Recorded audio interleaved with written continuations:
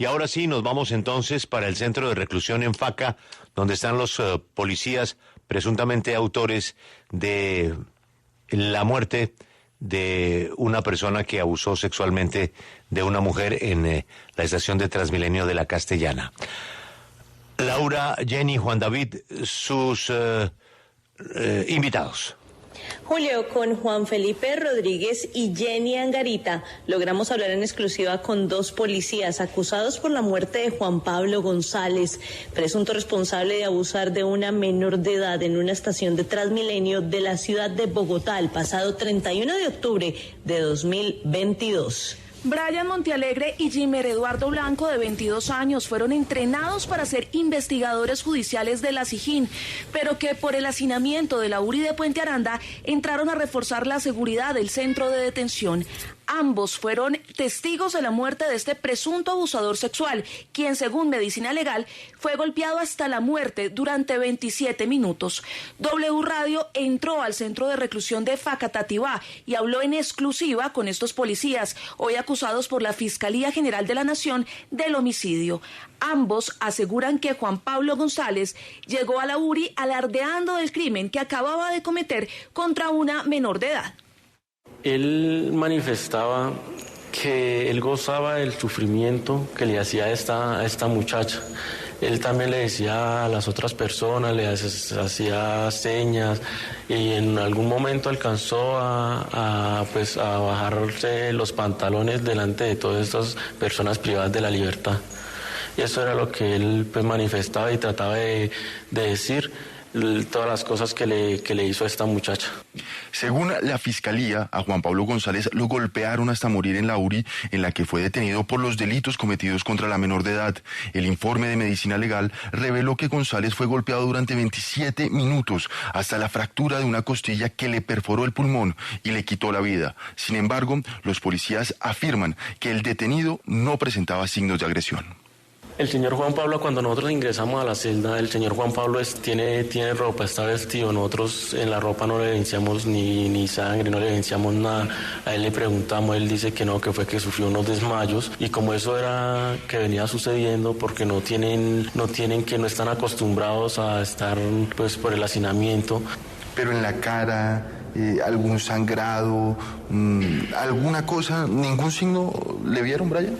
No, señor, en ese momento no se le observó ninguna laceración, ningún golpe, ningún moretón, no se le observó nada. Los protocolos de estos jóvenes policías era alertar a sus superiores del hecho. Sin embargo, nadie atiende el llamado y a pesar de no tener autorización, ingresaron a la celda para controlar la situación. Inmediatamente se le informa al jefe, al comandante que está encargado en esta escuadra del segundo piso, se llama a la ambulancia, se verifica la salud del señor Juan Pablo. Él se encuentra en las celdas. En una declaración que a un señor suboficial y un señor oficial dice que nosotros no estamos autorizados para ingresar a la celda, no estamos autorizados porque estamos poniendo en riesgo nuestra vida y la vida de los compañeros, ¿sí? Nos saltamos ese paso, ingresamos a la celda, verificamos la salud del estado del señor Juan Pablo y esperamos ya la ambulancia y le empezamos a dar reanimación. Estos policías son imputados por los delitos de homicidio y tortura agravada, fundamentalmente por la omisión de sus acciones durante los pedidos de auxilio del sindicado. Sin embargo, los patrulleros argumentaron que debido al hacinamiento del lugar era imposible escuchar los pedidos de ayuda del detenido. La verdad, ni se escuchó, no escuchamos ninguna voz de auxilio, ni... ¿Por qué motivos? Vuelvo y le explico, son 320 personas, la infraestructura está capacitada del primero y segundo piso está capacitada para 200 personas, y en el primer y segundo piso son 621 personas que habían en ese momento. Ellos tienen televisores, tienen baffles para escuchar música, son 320 personas haciendo ruido, no es posible escuchar o observar algo. Hoy estos dos uniformados se exponen a una pena de 50 años de prisión por no haber actuado para evitar la muerte de González. Su excusa: no escucharon los pedidos de auxilio, estaban desarmados y estaban cuidando a más de 200 internos.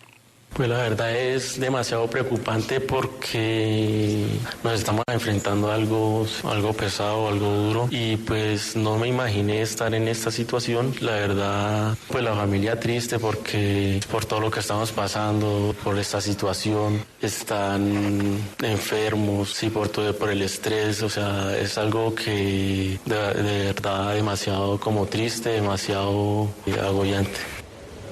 Hablando en exclusiva con W Radio, ambos policías aseguran que su vida les cambió de la noche a la mañana.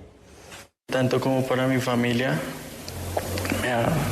me ha visto han estado muy afectados, porque mi madre, ella pues venía presentando unos síntomas de cáncer, estaba en un tratamiento, y por causa de esto, por las angustias, por las preocupaciones de verme acá.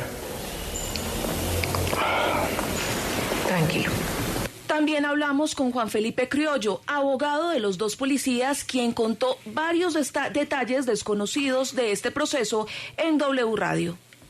El 24 de enero estamos convocados para audiencia de lectura de segunda instancia de la medida de aseguramiento, que quiere decir, en esa audiencia se definirá por un juez de conocimiento si los 5 policías que fueron privados de la libertad continúan en un centro carcelario o si se revoca esa medida de aseguramiento. Y es que los 5 policías se encuentran dentro de un mismo radicado, dentro de una misma cuerda procesal, y en una oportunidad se le hizo una adición a la imputación a uno de los miembros, a uno de estos 5 policías, sin que se convocara al resto de los implicados, ni que se convocara al resto de los abogados, lo cual es muy extraño porque tengo entendido que en la misma se adicionaron hechos, los cuales pues nosotros estamos en la obligación legal de asistir a esas audiencias para poder conocer cuáles son esos hechos y poder valorar si son de nuestra incumbencia o no, si nos favorecen o nos perjudican. Entonces, por eso han habido una serie de irregularidades, entre esas, esa en particular la pongo de presente, y el resto que se irán manifestando alrededor y en las oportunidades pertinentes. Pues Julio, estaremos muy atentos a todos los detalles de este caso que se deriven de las siguientes audiencias y las investigaciones de la Fiscalía General de la Nación para saber el futuro de estos policías que están acusados de la muerte de Juan Pablo González en la URI de Puente Aranda. Gracias, excelente informe. Jenny, ellos están imputados por el delito de no haber auxiliado al señor, ¿o están acusados de haberlo matado, de haberlo golpeado hasta matarlo? No, Julio, aunque la Fiscalía los imputó por 2 delitos, homicidio agravado y tortura agravada, pero la Fiscalía sostiene que ellos observaron en la parte de afuera del baño donde aparentemente fue asesinado Juan Pablo González durante 27 minutos, recibiendo gran cantidad de golpes en todo su cuerpo. Según la Fiscalía, ellos omitieron, según la Fiscalía, ellos no actuaron como debían hacerlo. ¿Y quién sería el responsable directo de la muerte? Es decir, ¿quiénes patearon, golpearon al señor? Pues Julio, de acuerdo a lo que se ha conocido hasta el momento por W Radio, estarían implicados varios privados de la libertad del segundo piso de la URI de Puente Aranda. Vale la pena señalar que, de acuerdo con la entrevista que sostuvimos con Laura y Juan Felipe y la versión que entregaron los policías, Juan Pablo González empezó a manifestar varias cosas, como hacer alarde de lo que había hecho a la menor de 17 años, que también la tuvimos en W Radio, que se identifica como Hilary Castro. Él hacer alarde de lo que había cometido y además haberse bajado los pantalones en presencia de los internos. Lo que sucedía en el primer piso de la URI de Puente Aranda, pues empezó a generar problemas, a generar palabras y conversaciones un poco altisonantes entre él y los otros internos. Por eso toman la decisión de subirlo al segundo piso. Pero vale la pena también decir, Julio, y es que estos uniformados no quisieron referirse a los otros compañeros, los otros 3, que también se encuentran privados de la libertad por estos hechos. Alberto, es la ley de la cárcel, ¿no? Las personas que son señaladas de violar mujeres o de violar menores, el delito de violación lo castiga la propia cárcel. Es una reacción de no solamente este episodio, sino de otros episodios. Entra un violador, Alberto, y le queda muy tiempo de vida dentro de la cárcel, ¿no? Es como una norma de oro de la cárcel de matar a los violadores, ¿no? Pero es una falla del del Estado, porque justamente lo que tiene que cumplir el Estado es la defensa de los derechos humanos. Entonces, si bien es cierto, hay una razón para que el delincuente esté sancionado, el Estado asume la responsabilidad de proteger que se evite un fenómeno como el que estamos comentando. Es una cosa terrible que la cárcel no garantice que la vida de las personas que están acusadas y que están en proceso de investigación, pues que les protejan la vida. Eso es un derecho elemental. Luego aquí la primera falla es del Estado. Pues me escriben 2 expresidiarios, Alberto, y me dicen que el castigo a un violador es lo que le pasó a un supuesto violador. Sí, pero fíjese usted que quién es botarlo botarlo en una cárcel y ahí hacen justicia por su propia mano, lo cual es ni más faltaba, Alberto, inaceptable.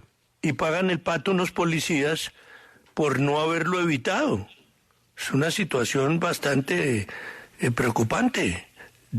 Se deriva de lo que el informe que acabamos de escuchar, el estado de indefensión en que están estos policías, a los que se les está acusando por pasivos, no por activos.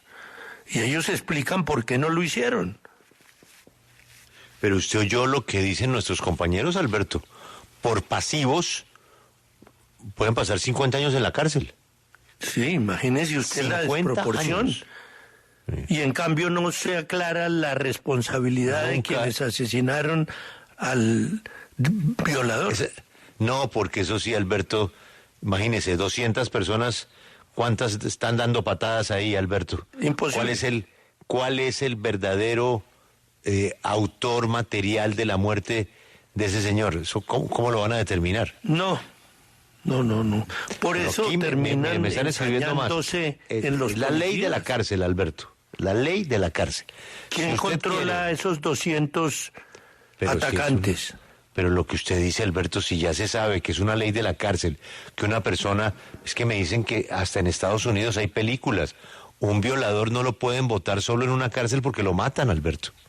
Lo matan. Pues es que, Julio, mire usted los casos que se me vienen a la memoria. Rafael Uribe Noguera, inmediatamente lo detienen, inmediatamente lo llevan a una celda en donde él permanece confinado en solitario, que es de hecho como permanece hoy. El mismo caso de Luis Alfredo Garavito. Luis Alfredo Garavito está en una cárcel de máxima seguridad, pero está detenido en solitario, porque es que en el momento en el que quedan a merced o en compañía de otras personas privadas de la libertad, ocurre lo que usted cuenta. Entonces aquí sí habría existido por lo menos o una falla o un descuido por parte de la autoridad al momento de garantizar la detención de este sujeto, porque no se hizo lo que se ha hecho con otros culpables de abuso, y es darles una detención en solitario para que no atenten contra su vida. Acompáñenos en el canal de YouTube @Julio Sánchez Cristo Oficial.